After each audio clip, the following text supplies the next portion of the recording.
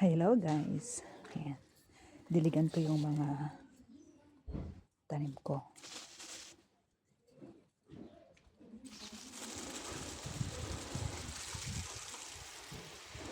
Mabuhay kayo. Para makalibre ako ng pechay.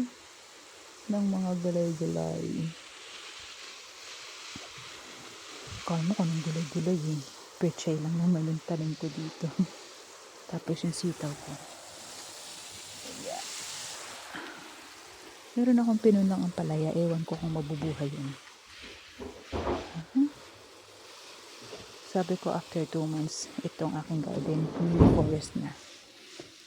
Sabi nung ano eh, ha? Bakit forest? Di ba yung forest maraming puno? Sabi ko naman ay, hindi, mini forest. Ito guys, so, pinakita ko sa inyo kanina. Ayan. May tumubong patatas. Ayan. Ang taba-taba. Grabe, sarap to. Kung kamote to. Ang taba. Madami maglalabasan dyan kasi yung ilalim ng lupa, nilagyan ko ng basura. Yung mga nabubulok ba. Diyan ko nilagay para pandagdag sa ano. Konting lupa na lang yung ano idadagdag ko. Magsibulan lang. Ito din. Yung patatas din yan. Oh. Tapos ito,